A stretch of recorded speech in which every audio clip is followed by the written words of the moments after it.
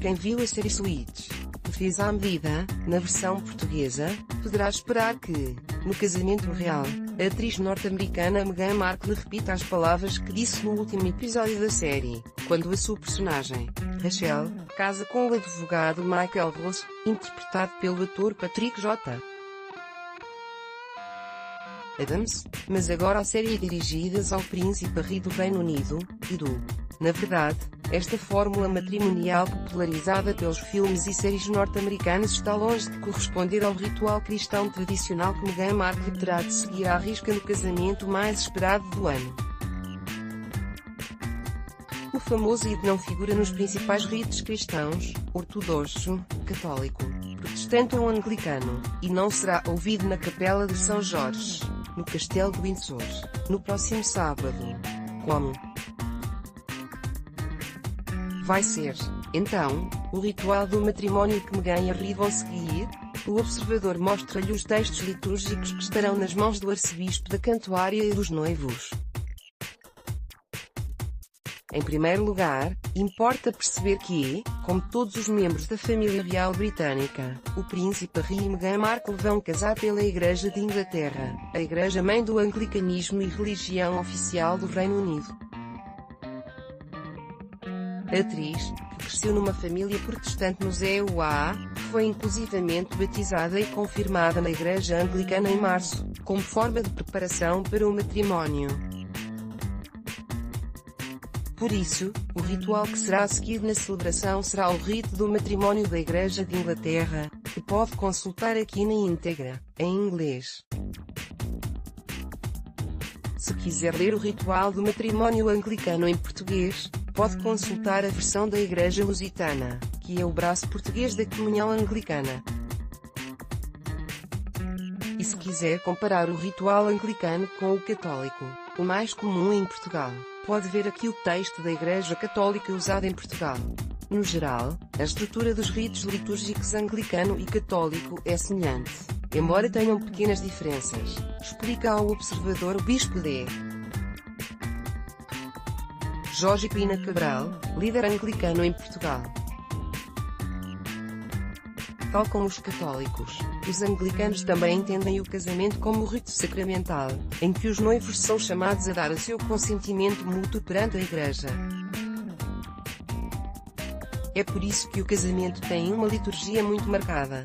As diferenças são sobretudo ao nível da linguagem. Os textos não são exatamente iguais. As orações não são iguais às do catolicismo, mas, na sua essência e no seu propósito, há uma identificação entre as duas, com linguagens diferentes, sublinha o bispo, recordando que as liturgias das várias denominações cristãs vão beber às mesmas fontes, textos e orações ao longo dos séculos, que vão sendo adaptados em função da cultura e da linguagem de cada tempo. A celebração começa com a saudação por parte do presidente, que neste caso será o bispo Davi Conner, deão da Capela de São Jorge do Castelo de Windsor. O arcebispo da Cantuária preside apenas aos votos matrimoniais. À saudação segue-se um prefácio referente ao matrimónio, em que Conner explicará o motivo da celebração e a importância do sacramento do matrimónio na tradição anglicana.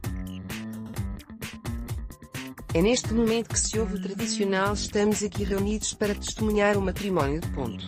E de ponto", e que o presidente da celebração pede à Assembleia que reze pelos noivos que estão prestes a casar.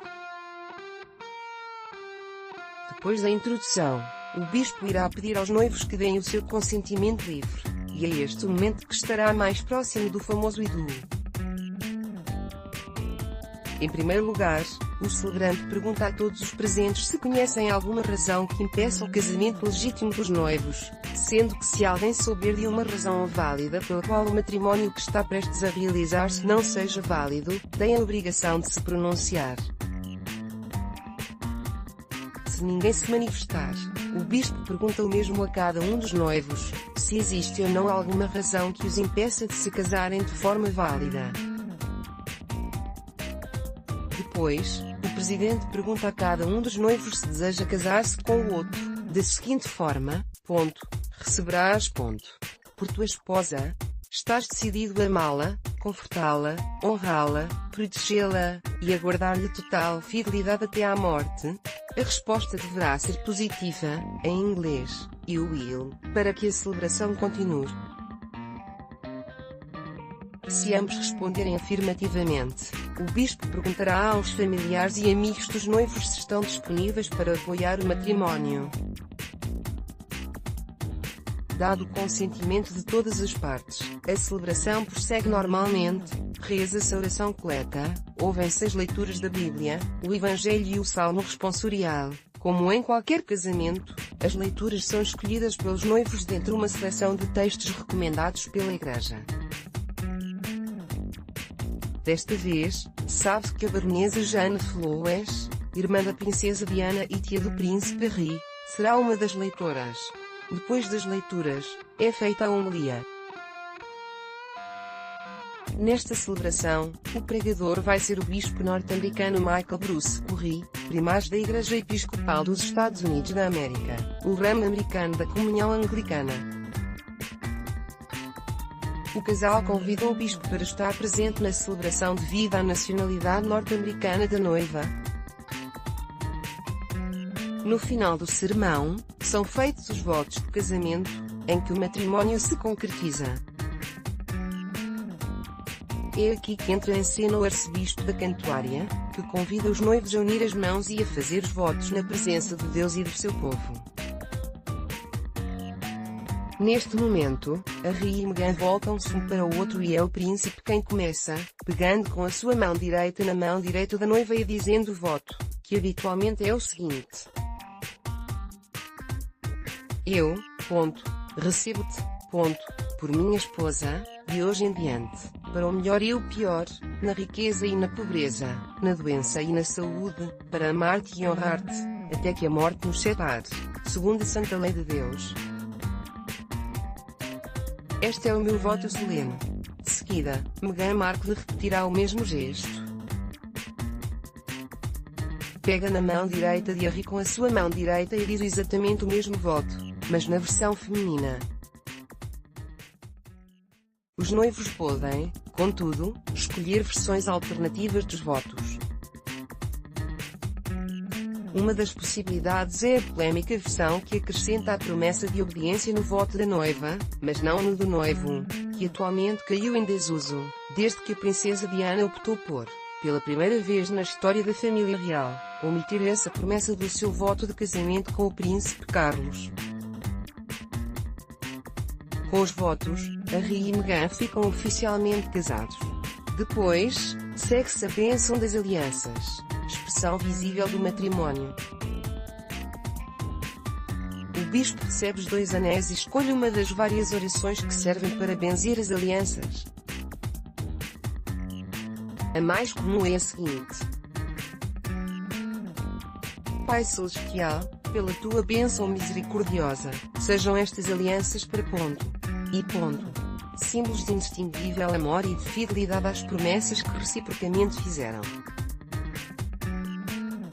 Mediante Jesus Cristo, nosso Senhor. Amém. Depois da bênção, os noivos trocam as alianças um com o outro.